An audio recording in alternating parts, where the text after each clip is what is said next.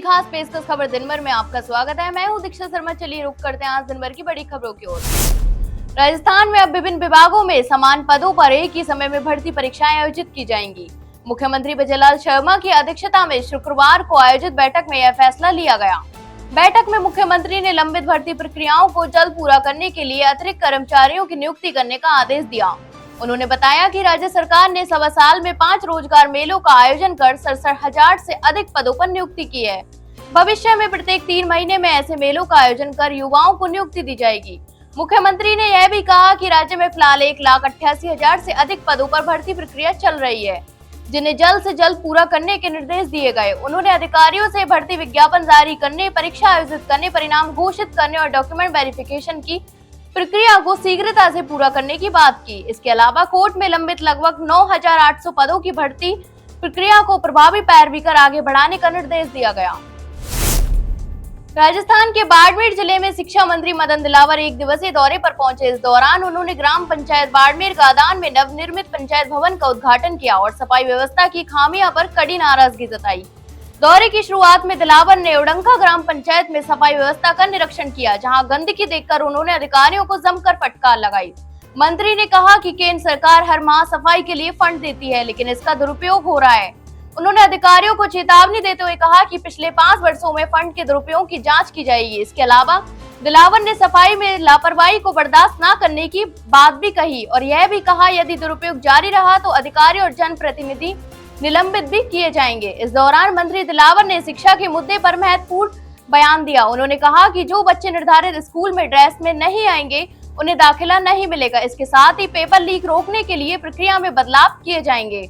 मंत्री ने यह भी कहा कि स्कूल समय में धार्मिक कार्य के लिए शिक्षकों के जाने पर रोक लगाई जाएगी।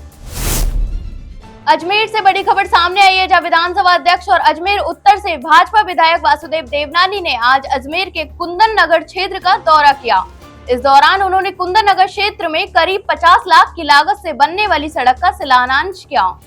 इस सड़क निर्माण कार्य से इलाके के निवासियों को टूटी फूटी सड़कों से राहत मिलेगी, जिनसे आमजन काफी परेशान थे। वासुदेव देवनानी ने इस मौके पर कहा कि विकास कार्यों में किसी भी प्रकार की कमी नहीं आने दी जाएगी।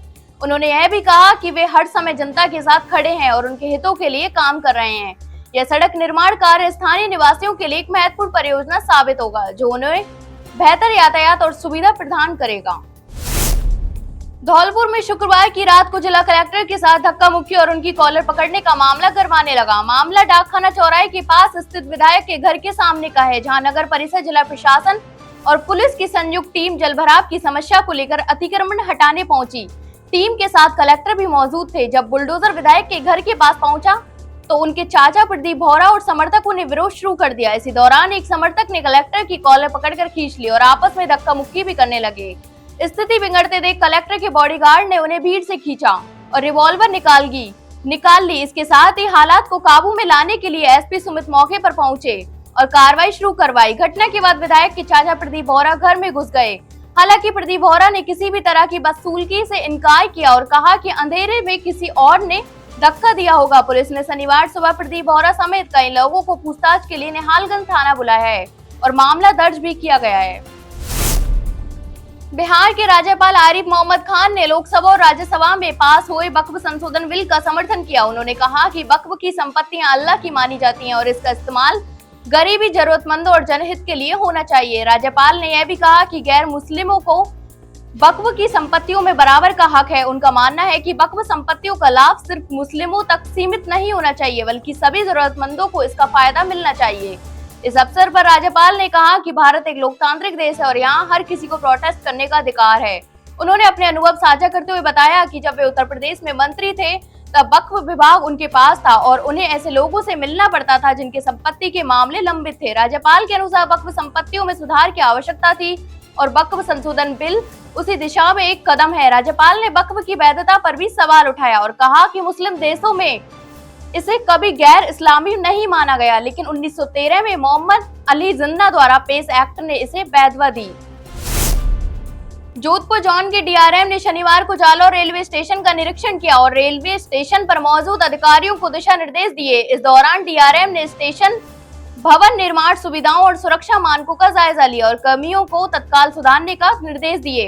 विशेष रूप से उन्होंने राजस्थान की संस्कृति और परंपराओं को ध्यान में रखते हुए स्टेशन परिसर को और अधिक आकर्षक बनाने पर जोर दिया। डीआरएम ने यह सुनिश्चित करने का आदेश दिया कि स्टेशन पर पंखों की संख्या बढ़ाई जाए ताकि यात्रियों को गर्मी से राहत मिल सके। इसके अलावा पेयजल की व्यवस्था को सुधारने के लिए मटकों की अलग से व्यवस्था की दिशा में कदम उठाने की बात कही। निरीक्षण के दौरान डीआरएम ने मारवाड़ की सांस्कृतिक धरोहर की भी सराहना की। उन्होंने कहा कि मारवाड़ की परंपराएं और सांस्कृतिक प्रदेश के अन्य हिस्से से अलग और विशिष्ट है। यहाँ की मेहमानबाजी, आदर भाव और मान सम्मान की परंपरा पूरी दुनिया में मानी जाती है। डीआरएम ने इस विशेषता को स्टेशन पर दर्शाने की आवश्यकता जताई ताकि यात्रियों को मारवाड़ी संस्कृति का अनुभव हो सके।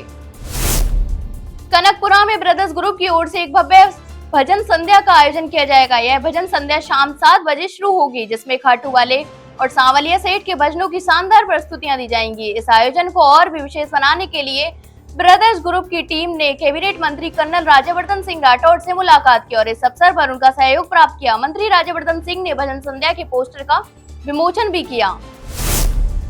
राजस्थान में आज से गर्मी तेज होने की संभावना है। अगले 3-4 दिनों के दौरान राज्य के अधिकांश जिलों में हीट वेव चलने और तापमान में वृद्धि की आशंका है। मौसम विभाग ने 8 अप्रैल तक राज्य के कई हिस्सों में हीट वेव का अलर्ट जारी किया है। विशेष रूप से 8 अप्रैल को 23 जिलों में हीट वेव चलने का पूर्वानुमान है। पश्चिम राजस्थान के क्षेत्रों में तापमान 44 डिग्री सेल्सियस तक पहुंचने की संभावना है। मौसम विभाग के अनुसार पिछले कुछ दिनों में राज्य में तेज गर्मी का असर देखने को मिला। मौसम विभाग ने आज जयपुर, बाड़मेर और जैसलमेर के येलो अलर्ट जारी किया है। इसके अलावा राज्य में 6 अप्रैल को 8 जिलों में, 7 अप्रैल को 19 जिलों और 8 अप्रैल को 23 जिलों में हीट वेव का अलर्ट रहेगा। डीडवाना जिले के मौलासर थाना क्षेत्र के ग्राम सुदरासन में एक युवक रजत सोनी का 5 बदमाशों ने अपहरण कर लिया। घटना की जानकारी मिलते ही मौलासर थाना पुलिस ने तत्काल कार्रवाई की और नाकेबंदी भी करवाई। पुलिस ने डीडवाना जिले सहित आसपास के क्षेत्रों में नाकेबंदी पर आरोपियों की तलाश शुरू की। साइबर टीम और फील्ड इंटेलिजेंस की मदद से पुलिस ने रात करीब 2 बजे डूंगरगढ़ में अपहरण युवक को सुरक्षित बरामद किया। पुलिस की नाकेबंदी के दौरान बदमाश बीकानेर रोड की तरफ भागे, जहां डूंगरगढ़ पुलिस की गाड़ी में बदमाशों की गाड़ी टकरा गई। टक्कर के बाद बदमाशों की गाड़ी क्षतिग्रस्त हो गई और अपहरण युवक को वहीं छोड़कर भाग गए। पुलिस ने युवक को सुरक्षित बरामद किया और उसे मौलासर थाने लाया गया। इस मौके पर युवक रजत सोनी ने बताया कि 4 अप्रैल को वह दुकान से घर लौट रहा था, तभी 5 बदमाशों ने उसे गाड़ी में जबरदस्ती बिठा लिया और बंदूक दिखाकर धमकाया। वे युवक से 10 लाख रुपए की फिरौती मांग रहे थे। उन्होंने युवक को उसके पिता से बात करवाई और 50,000 रुपए ट्रांसफर करवा लिए। फिर बदमाशों ने युवक को डराने के लिए पैर से गोली मारने की धमकी दी और वीडियो बनाने के लिए कहा। जयपुर में इंडियन प्रीमियर लीग यानी आईपीएल के मैचों की टिकट की बिक्री 7 अप्रैल से शुरू होगी। पहले यह बिक्री 5 अप्रैल से शुरू होने वाली थी, लेकिन तकनीकी कारणों के चलते इसमें 2 दिन बढ़ा दिए। सबसे पहले 13 अप्रैल को होने वाले राजस्थान रॉयल और रॉयल चैलेंजर्स बैंगलोर के बीच होने वाले मैच की टिकट की बिक्री की जाएगी। इस मैच की टिकट ऑफलाइन खरीदने के लिए स्टूडेंट्स को राहत दी गई। वे अपने आईडी कार्ड दिखाकर 1500 रुपए का टिकट केवल 500 रुपए में खरीद सकेंगे। इस दौरान राजस्थान रॉयल्स प्रबंधन ने बताया कि जयपुर में पहले आईपीएल मैच के लिए स्टेडियम में ऑफलाइन टिकट की बिक्री शुरू होगी। सवाई मानसिंह स्टेडियम के ईस्ट गेट, नॉर्थ गेट और वेस्ट गेट पर बॉक्स ऑफिस खोला जाएगा, जहां 7 अप्रैल से सुबह 10 बजे से टिकट बिक्री शुरू होगी। यह बिक्री पहले आओ पहले पाओ के आधार पर की जाएगी और सभी कैटेगरी के टिकट उपलब्ध होंगे। तो ये थी दिन भर की तमाम बड़ी खबरें। कल फिर आपके साथ रूबरू होंगे, तब तक के लिए नमस्कार।